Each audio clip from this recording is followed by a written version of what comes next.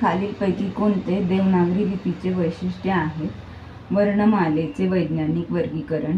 एक ध्वनी, एक लिपीचिन्ह, एक चिन्ह, एक ध्वनी, उच्चारण, लेखनात एकरूपता. देवनागरी लिपीची वैशिष्ट्ये.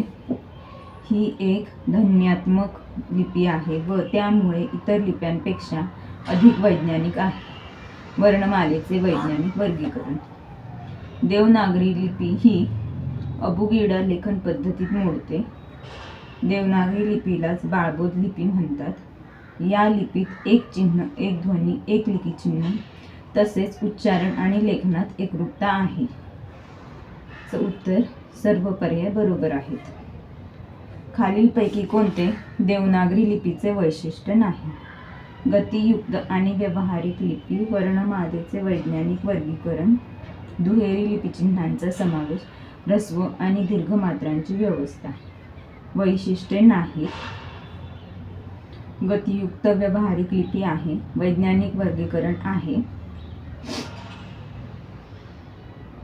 दुहेरी लिपींचा समावेश नाही. दीर्घ आणि ऱ्हस्व मात्रांची व्यवस्था आहे.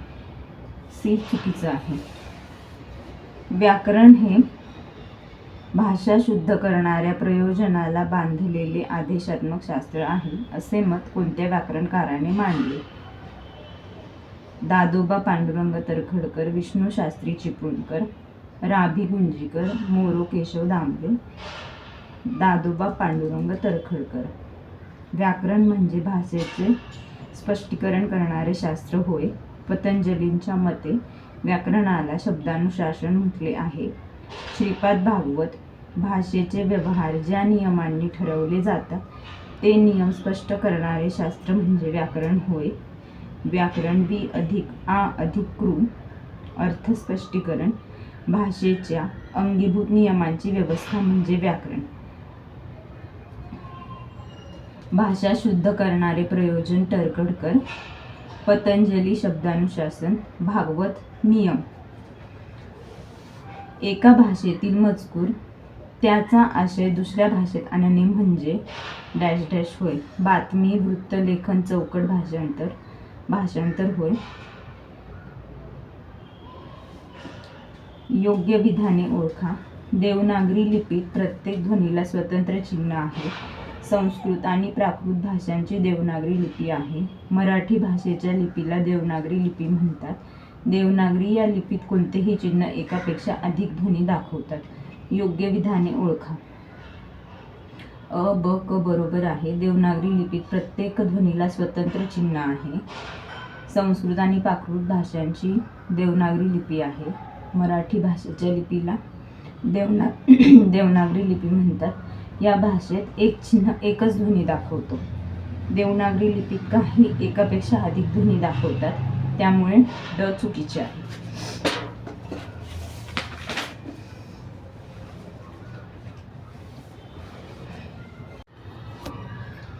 मराठी भाषा लिपीस कोणत्या नावाने ओळखले जाते? वर्णमाला लिपी, देवनागरी लिपी, बाळबोध लिपी, आदर्श लिपी. अ ब बरोबर, ब क बरोबर, अ ड बरोबर, ड बरोबर.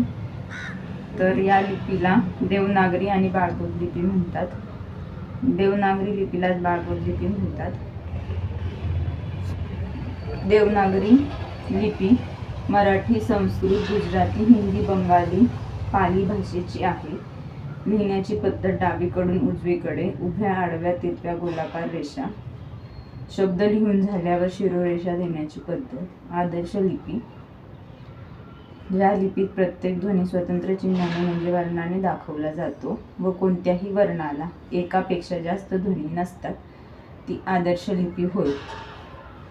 लिपीचा शोध लागल्यामुळे लेखन शक्य झाले आहे. लिपीचा शोध लागल्यामुळे लेखन शक्य झाले आहे. देवनागरी लिपी लिहिण्याची बरोबर पद्धत ओळखा. देवनागरी लिपी उजवीकडून डावीकडे अक्षरे मोडून डावीकडून उजवीकडे लिहिली जाते. देवनागरी लिपी डावीकडून उजवीकडे लिहिली जाते. देवनागरी लिपी बाळबोध लिपी. देवनागरी लिहिण्याची पद्धत डावीकडून उजवीकडे. ब्राह्मी उर्दूप्रमाणे उलट. ही लिपी उभ्या आडव्या तिरप्या गोलसर रेषांनी बनलेली आहे, डावीकडून उजवीकडे, आणि शब्द लिहून झाल्यावर त्यावर शिरोरेषा देण्याची पद्धत आहे.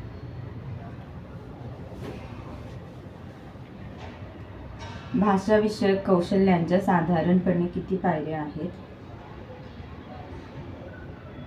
4, 3, 5, 3, 4, 2, 5 पायऱ्या आहेत भाषा विषयक कौशल्यांच्या. श्रवण, संभाषण, भाषण, वाचन, लेखन. मराठी भाषा गौरव दिन 27 फेब्रुवारी, जागतिक मराठी भाषा दिन किंवा मराठी भाषा गौरव दिन. वि. शिरवाडकर यांचा जन्मदिन. विचार, भावना, अनुभव, कल्पना व्यक्त करण्याचे साधन म्हणजे भाषा होय. भाषा म्हणजे विचार, भावना, अनुभव व्यक्त करण्याचे साधन.